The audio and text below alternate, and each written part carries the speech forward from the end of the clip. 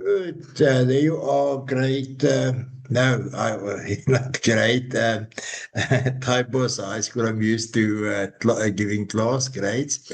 Good. Okay. Leonie, thank you for inviting me. And then Charlie Oliveira, thank you for giving me the opportunity.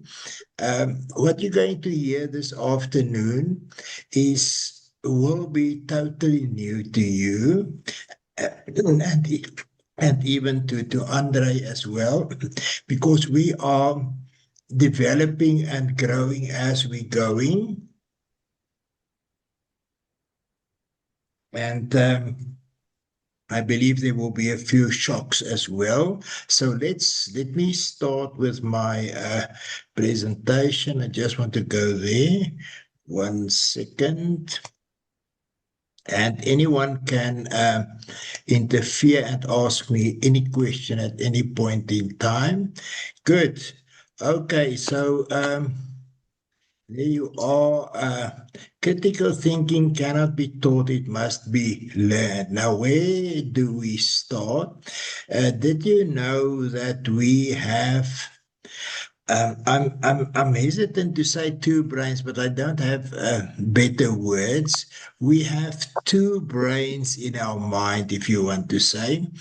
The first is our mirror brain. Now, Renee, how the brain works in your brain are mirror neurons, okay?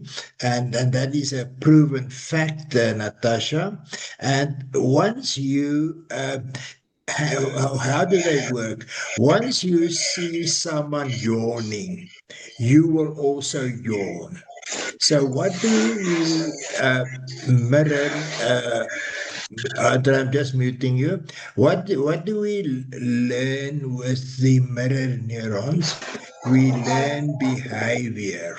Okay, so you will recognize in yourself certain behaviors of your parents or the caregivers. Sometimes you think like they do, you talk like they do, and that is because of your mirror neurons that are mirroring their behavior. Now, for the foundation phase, this is how children start to talk. They mirror the lips. And this is how they start making sounds. So the mirror neuron has a very important function, but Natasha, the education system made a big mistake.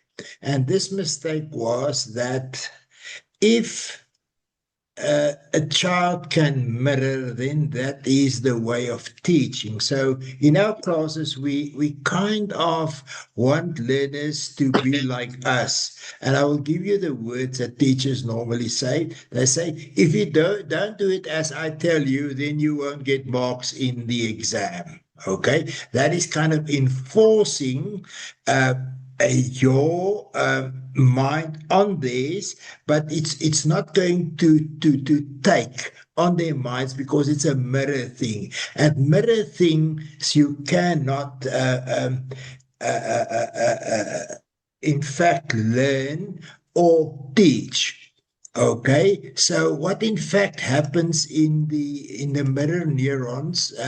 Sorry, and then your other brain, that's the cognitive brain, that's the brain who is listening. Okay, now the role modeling has a specific role in education in the class. If you look at this little girl playing school, this is how she visualized it and mirrored it from teachers. She will put her dolls over there and she would tell them to shut up, keep your mouth shut, because that's how she understood or understands learning and teaching. The learners must say this. So the behavior that we are performing in our teaching and the behavior of the children of the learners in our class are mainly because of the mirror neurons. But the mirror neurons cannot transfer or accommodate knowledge. So you may think or walk like your parent, but you can't be your parent. You can think like them, but the content will be different, okay? So let's go to the cognitive brain and the now the traditional teaching. This is the PowerPoint explain strategy. Good. Now on the left-hand side over here, that is what the mimic brain is picking up. It's picking up without any words. The teacher is the provider of the knowledge. Okay, I'm the receiver of the knowledge and I'm not clever because the teacher must keep telling me over and over. Good. And on the thinking brain, it learns that I must memorize and I cannot think. That is what the traditional classroom looks like. But now we all know that in both instances, once we come to the exam, there are certain prescriptions in terms of analyze, synthesize, and evaluate, whatever classification you use, Bloom or Barrett, or whatever, that is what they need to do.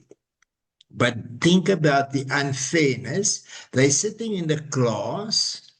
They are not allowed to to analyze, to synthesize, and to evaluate. And then comes the exam, and then in the higher grades, and then we expect from them to evaluate, which is very, very unfair. And I'm waiting for the Constitutional Court. Listen to this one. I'm waiting for the Constitutional Court case, and I hope I will be involved in that one, Bernice, where the parent's child doesn't make the marks because we asked questions about analyze, synthesize, and evaluate. And there you are. And then they take you to court and they say, but you did not allow my child gave my child the opportunity to analyze in the class, but you're expecting my child to analyze and synthesize and evaluate in the exam. And that is unfair. Bernice, do you agree or not agree? Yeah, I agree. Okay, good. So we are on very thin ice if we keep on teaching like this. We see what's happening in the Constitutional Court nowadays. Okay, good. Now, if we go to the thinking tool strategy, okay, what does the mimic brain learns there? That the teacher is a thinker, and that will become clear on the next slide, because a thinking tools teacher does not give answers. Now, Natasha, I want to talk to you. How many seconds do you think a human being can pay attention to one item? Natasha, talk to me. I think it depends on the type of person that you speak to, because it varies in my classroom. It really depends. Okay. It depends on the type of person you speak to. Okay, good. Let me give you a number, and then we discuss it, and I will test it against the others. I say a person cannot attend more than 4 to 7 seconds, and then your mind jumps. And I will give you a proof now. You, as you're sitting there, Andre, looking very friendly and accommodative, have thought about many things whilst we started. So you couldn't even attend for 17 minutes or 7 minutes. Andre, am I correct? Yes, true. Okay, and now we expect from learners to sit in a class overloaded with content. Natasha, are we on the same page? Okay, good. Right, now let me continue. Okay, so in our classes, we don't do any knowledge transfer. Renee, do you think knowledge is transferable? Yes, I do. Okay. If you give a class, what did you say was your subject again? Natural science. Yeah, natural sciences and technology and English. Okay. Select any topic.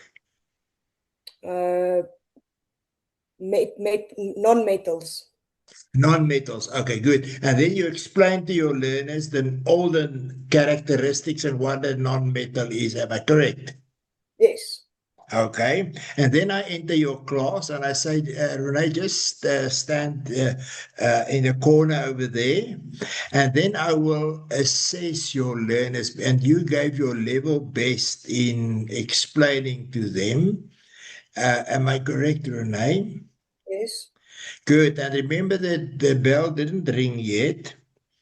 And I'm giving them a test on non-metals.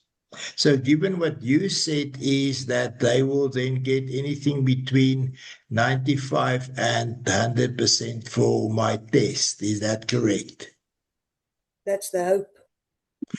Thank you. That's the hope. They don't. Okay, good. So would you now believe me, Renee, that it is impossible to transfer knowledge? Yes. Knowledge is not transferable. It's an illusion that the education system relies on, and it's not true. Knowledge cannot be transferred. I'm always saying I'm married to the best wife in the world, but to get what is in my mind, in that girl's brain, is a nightmare sometimes, most of the times. Okay. So now you're sitting in a class where there are 20 plus learners and you're trying to convey your knowledge. It is unconveyable, believe me. Okay. Good. Let's go on. So we don't do explanations. So what they detect is now going to give you a practical example, and they will mimic that they are clever. Good.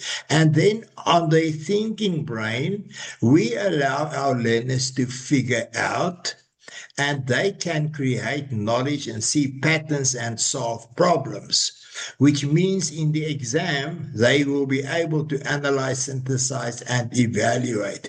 Maybe I would just want to deviate. Who of you with your microphones on and or not, or cameras have kiddies? I do, sir. Thank you, Bennett. Thank you. Thank you. Good. Bennett, from which age do you think can a child analyze? I would also say it depends on the type of learner that you have. But in my case, my child could analyze on the age of 4. Okay, let me tell you, surprise, Bennett, your child could analyze, synthesize, and evaluate within 2 days who's his or her mother and who's not and who's a stranger. Am I correct? Yes, that's correct, sir. Okay, good. So analyze and synthesize and evaluate are inborn skills. We don't have to teach it to them. It is inborn. How old are they now, or he or she now, Bennett? My youngest is 7, and then my second is 8, and then the other one is turning 11 the end of the year. Okay, good. Excellent. Can you recall when they were between 9 months and 13 months when they started to crawl? You kept all your cupboards closed because they would break anything inside. We Yes. call that in education analyze. That makes Okay. sense. It makes sense, okay? It's not possible for them to synthesize that, but they will evaluate that they did something. Okay, good. So we're working on the brain's inborn tools. Thank you very much for your input over there. Good. So if we look at the explain versus the thinking to strategy. Normally, you start with a learning objective and then you provide a content-rich lesson. Who of you start with a learning objective? A learning objective. Today we're going to do part of speech, what? Do you do that? Hands, give me indication.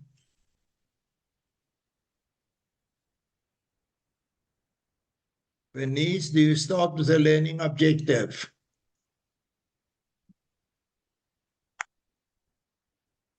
I do start with today I'm going to teach this. I'm speaking like that. Okay, excellent. That's what I want. Because you were taught to do that, am I correct? Yes. Okay, good. And the lecturers that taught you, they taught you to taught it. And their Yes, teachers taught them. Yeah, that is how they were teaching me at the university. Okay, good. Now I want you to now you must please keep your microphone on. Let me first talk about, Bernice, talk to me. What is visual and auditive learning? Auditory learning. Visual and auditive learning is visual is most what I see and auditive is most what I hear. Yeah, excellent. So are you saying the theory says that a visual learner, kind of the pictures go in more easier than the words in the brain? Yeah, some children learn through things that they see. That's why in grade 1 we must make sure that when we teach them something that is beautiful pictures, colorful and interesting for them. And some learn by through the listening. Yes. Thank you. I really appreciate your inputs, but I want you to tell me whether the eye is part of the brain, Bernice, yes or no? Yeah, the eye is part of the brain. Well, just a bit slower. So you say you're thinking with, I really appreciate your courage, hey, okay? So you're saying that you are thinking with your eye. Well, everything, your eyes, your ears, No. I said, is your eye part of your brain, yes or no? Yes. And you said yes. And I said, that means you can think with your eye because your brain is your thinking organ. Well, your eyes and your brain are working together. I'm not asking if they're working together. I'm saying, is it part of your brain? Is your eye part of the brain, yes or no? No, seker nie. It's not. No, it's not seker nie. Okay, good. Okay, thank you. Okay, Natasha, that means that the only task of the eye is an visual input. And after the input, there's no connection back. So you cannot tell me, Natasha, what did you learn through your eye or through your ear? Okay, but now I want to come to you with from another angle, Natasha. If I say to you the word chair, what happens in your brain, Natasha? So I'm an extreme visual person, so I immediately see A chair. the picture of a chair. Okay, Yeah. and am I correct? All of you are seeing chairs, are seeing different chairs. Yes. Okay, good. And if I provide you with this thing, what is this? Natasha? It's a laptop. Mouse. It's a mouse. It's a mouse. Okay, good. Okay. So I gave you a picture and you gave me a word. Am I correct? Correct. Okay. So the story, the theory that the picture goes in is not true. I gave you a picture and you gave me a word. I gave you the word. I gave you the word chair, and your brain came up with a picture. Yes. So it works differently. I'm just getting back to visual and auditive learners. It's a false thing. It's only an input. We're working with what's happening inside the brain. Okay. Now, Bernice, I'm now going back to you. Okay. And today we're going to do, me and you, Bernice, we're going to do Acinonyx ubatus. And you can start by talking about the eyes and the ears. Do you see anything, Bernice? Do I see anything? If you When I say, now I'm saying we're going to have a discussion. Our topic of the day is Acinonyx ubatus. Do you see a picture? No. Thank you. I don't see a picture. Thank you. You are what I call auditory blind. Yes, for sure. I speak and you hear, see nothing, okay? If I show you, because you're a foundation phase teacher, if I show you a picture of a parabola in maths, which you won't understand, you will be visually deaf because you don't have a story of the parabola. Yes, yeah, we Okay, would not know what good. are you I think talking this is the about. last question to you, Bernice. So if you start a class in grade 4-ish and you say, today we're going to do part of speech, are we not talking our learners auditory blind? Yeah, for sure. Yeah, for sure. Okay, good. Right. So this content overload thing doesn't work right from the beginning. Okay. Okay. Yes. Right. Thank you. I really do appreciate. Okay. And then with thinking tools, we don't start with an with our learning objective. We start with a thinking. I'm just muting you, Alicia. We start with a thinking strategy, which means we start with no content. No content. Okay. Natasha, I'm going to use you for this one. So if we get this in grade 5, 6, or 7, can you see it's heavily loaded with content, Natasha? And the teacher are going to speak words and words and words, and the learners would, if the teacher asks, do you understand? They will all say yes. But they don't understand. Okay, good. Now, Natasha, I want you just to relax because I'm going to give you some sums, but I will teach you and I will teach Andre a new trick over here. So, Natasha, can you give me the next number on that number? I am a very bad example for mathematics, and you can ask Sir Andre as well. No, that's why I want to use you. What is the next number? It's 14. Excellent. Okay. So now I'm going, I just want to switch this thing off. It started. So Natasha, we're going to start with what I call step 0. I just want to talk about step 0. Okay. Step 0, Natasha, is that instance where you see the plan, but you aren't yet in a position to apply it. I will give you 2 examples, Natasha. Archimedes, he had the instruction to determine whether the king's crown was solid gold or not, fake. And he was lying in the bath, and as he was soaking down, the water came up. And he then realized something has happened here. I have the formula, but he didn't have the formula. He jumped out of the bath naked, and he ran down the road, and he was screaming, "Eureka, Eureka, I have it." Okay, that was his step 0. I'll give you another one, and then we will continue. If we look at Newton, he discovered gravity. He was sitting under a tree, bothering no one, daydreaming, and then the apple fell on his head.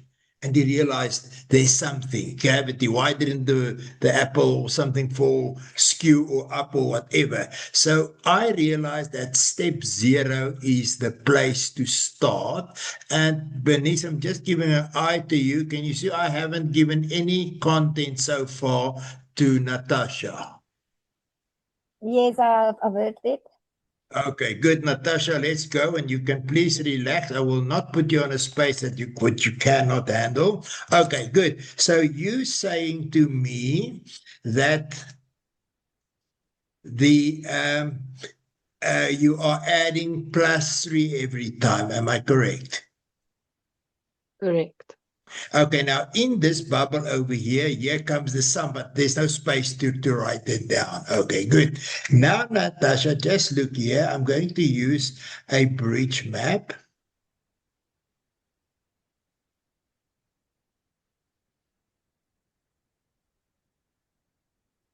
Good. And Natasha, if this is our number 1, number 2, number 3, are you with me?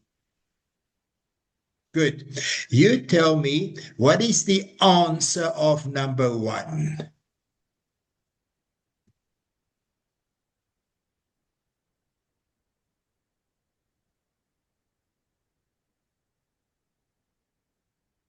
Natasha? Sorry? What is the answer of number 1? That you have already written down there. Yes, the black ones. Oh, yeah, 5. Sorry. Excellent. The answer of number 1 is 5. Very good. And the answer of number 2? 8. Okay, good. And I'm not going to ask you 3 because I know you know it. So let's start here. If the answer of the first term, that we call it the first term, is 5, and we're working with the 3 times table. Do you see the 3 times, every time 3? Yeah. Thank you. You must say yes, otherwise I don't. Good. So 3 times what will give us, does it give you 5, Natasha? Sorry, please repeat. I cannot hear I very will. nicely. Sorry. Does 3 times 1 give you 5? No, it does not. What do you need to add? You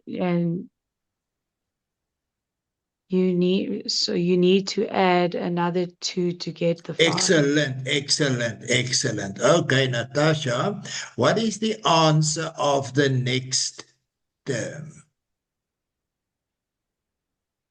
So you need to add the 5 plus another 3. No. I'm asking you, what must I write over here? If this was the answer of the first term, what is the answer of the second term? I do not understand the question now. Sorry. Okay, good. Let me go So again. I work Right? with patterns. No, Yeah. we're going to see the pattern. We're going to detect the pattern. That's where we are going. Okay, good. So can you see the first answer is 5 when we did this sum? Yeah. Okay, when we're going to do this sum, what will the answer be, Natasha? The 8 So sum. it's the 8 sum. Yeah, this one. So I just worked extremely easy. So I just said, okay, the difference is 3. That's just how I do it. Okay, now I want you to follow my strategy. You cannot deviate from my strategy, and I do appreciate All right. your courage. Okay, Okay. so we work with this one. Am I correct, Natasha? Yes, I see. Now we're going to work with this one. So what is the answer So of you this just one? said 2 times. So you No, said now. start with my question. What must I put in this block? Because I put 5 in that block. The first one. So now in that block, you have to put the 8. Excellent, Bernice. Can you see I refused to give her the answer? Can you see? And she figured it out. So, okay, good. Yes, I Right, see. Natasha, we're working with term 2, am I correct? Yes, And we're still working with the 3 times table, am I correct? yes. Okay, and what do we need to do to complete this part of the equation? So 3 times 2 is 6, and then you obviously need to add the 2 to get the 8. Excellent. I'm going to challenge you now. I want to know what is the 8th term. You know, if we go on. What is the 8th term, Natasha? The 8.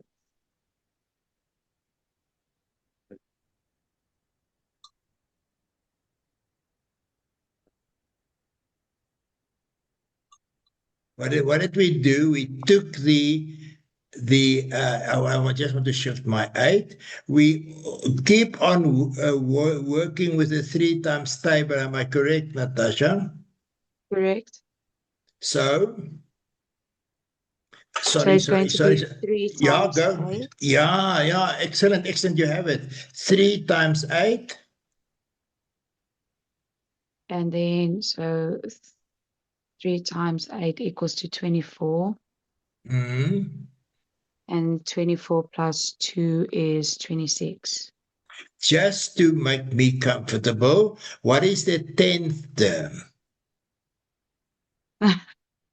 Okay, so 10, so we're going to do 3 times 10 is 30. 30 plus 2 is 32. Do you feel like a mathematician? No, I do not, but I do feel that Sir Andre is going to be very proud of me.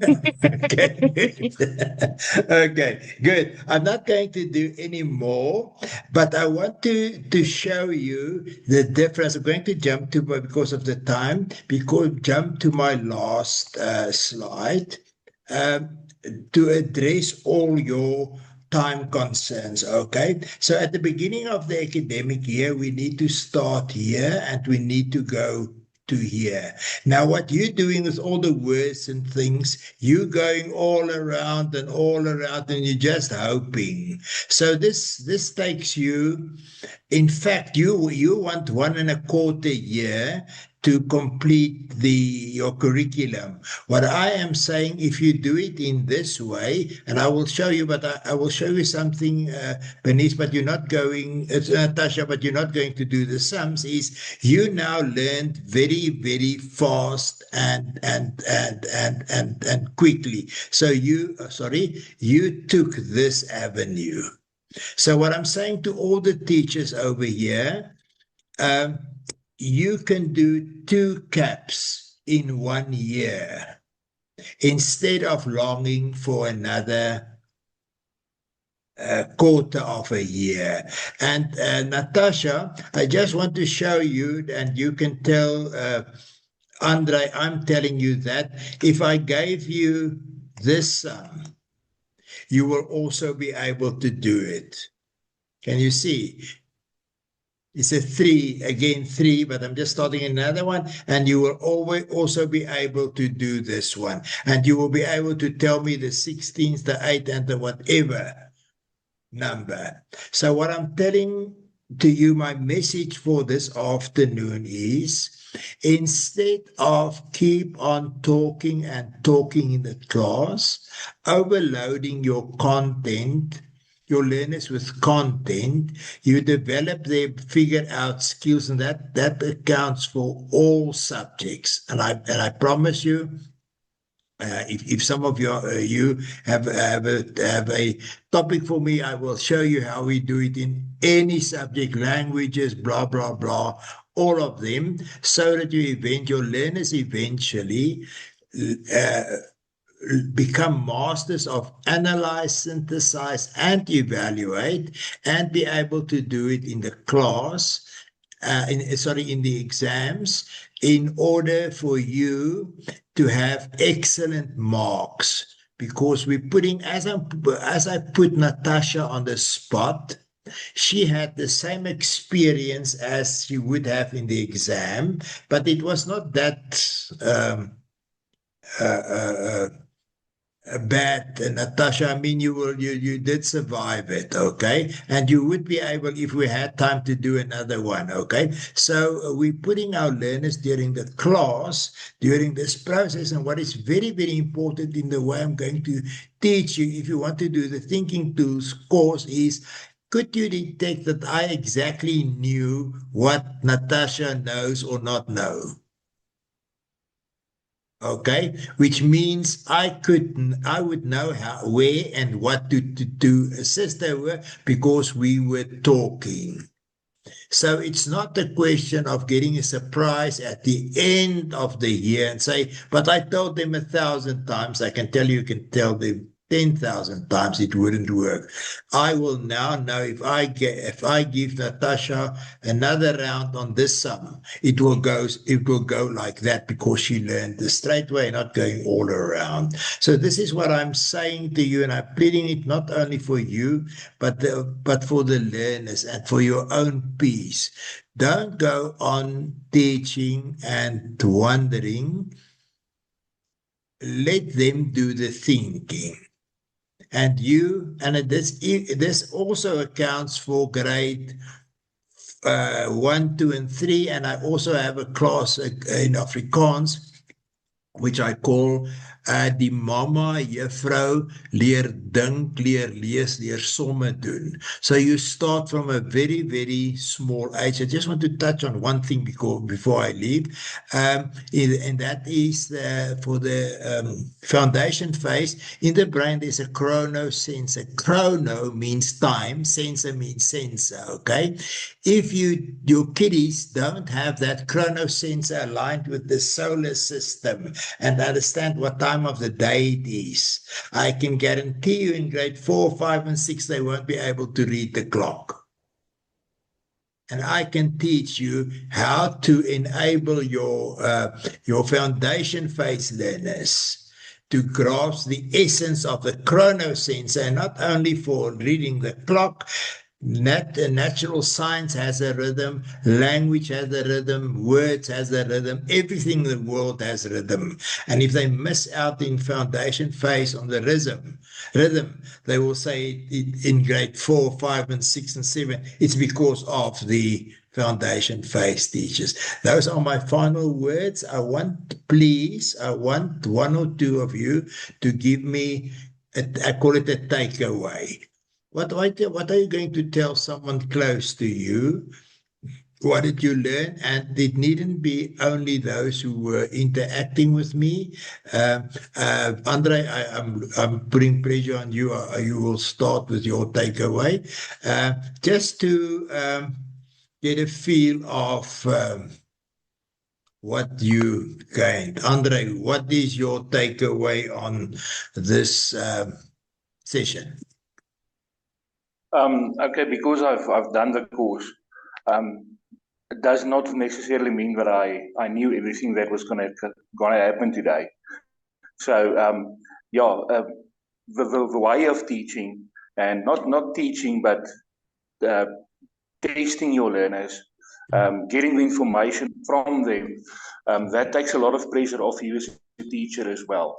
And the learners in class specifically, they enjoy it more when one of their friends can figure something out that you as a teacher were supposed to teach them. Excellent. And that figuring out gives them the aha, and that gives feel-good hormones, and that makes them, in fact, addicted to your classes. Natasha, talk to me. That you giving them their space to figure something out, that that they learn more, so that actually give them a little bit more independency as well. Excellent, Natasha. And I want to align with you. Every time they get their aha and insight, okay, you get neural pathways that grow. Okay, and if I meet you in 10 years' time, Natasha, in Pick and Pay, and I recognize you and you recognize me, you will tell me, you did that thing about what. Okay, because there are neural pathways, and neural pathways, Natasha, are a kind of indestructible, and I will give you evidence of that. All of us do have incidences in our lives that we wish that we can forget, but we can't. It's impossible. So that's my proof that once you thought the thing out, once you figure the thing out, it is Leone. Leone, you can talk. Okay, guys, so here with me is my daughter now. She's also part of Gus's group on a Thursday evening. Shante. Hello. And I just want to tell you guys that because of the thinking tools, my child can go and study next year health sciences. Without this program, I don't think that would have been a possibility. So we really appreciate everything that you do for the children in your classes. And yes, if all the teachers can also do the thinking tools and go through it, I think our learners will benefit from it greatly. Thank you, Leone. We started this year from grade 2. I have a grade 2 class and a grade 3 class, maths. It is just a feast. Renee, can I ask you to give me your takeaway? Well, the first thing that comes to mind is what you said, is that knowledge is not transferable. So it doesn't help I stand in front of a class and basically force the children to take in the knowledge that I want them to know. I have to give them the opportunity to gain the knowledge on their own. Wonderful insight. I want to tell you another secret, Renee. If you are blowing in front of the class, you are in your mind, and let's just listen to my heart, think that they are too stupid to figure it out themselves. So you do it, okay? And they are going to live up to it. And they will be too stupid to figure it out. If you do what I do with the Shante group in grade 12, we say, no, we don't do the maths, you do the maths. What's cooking over there? What? And they telling us, meaning that we believe that they have the brains to figure it out. And they prove this philosophy of ours true. That, they have the brain. So whatever you believe of your learners is going to become true. And look at your own marks, and I know our school's marks look, and it is because we have the subtext of, let me explain to you because you're too stupid. You get it. They pick it up and they live up to it. Bernice, may I ask you work so hard? Or take away? Well, I understand that I mustn't give too many knowledge to the children. I must let them give me. Sometimes they must give me the knowledge. I just explain to them things, and they will give me the answers. Yeah. Bernice, one last word to you. Not sometimes, all the time. I promise you, there's no topic in the world that does not have sufficient prior knowledge that they cannot figure it out for themselves. It was such a pleasure working with you, sharing what I know about the brain and thinking tools, and I really hope to see you. We can strike a deal on your course, and for the headmaster, we have in mind what we call marvelous minds schools. We already have about 14 marvelous minds there to tutor differently, tutors in the country, and we're multiplying them. We eventually want 800, and we're busy with 2 schools currently. We are making what do you call it, Marvelous Mind Schools, which means you do the course and we support and guide you all the way. And we will ensure that your marks will be good because we help you with your preparation, etc., etc. So I really hope I can see, Leona, I hope your wish becomes true and that we see the school as a thinking tool school, because your learners have much more potential than you think they have. It was a pleasure working with you. Hope to see you. Be safe, be blessed, and be well. Thank you. Bye.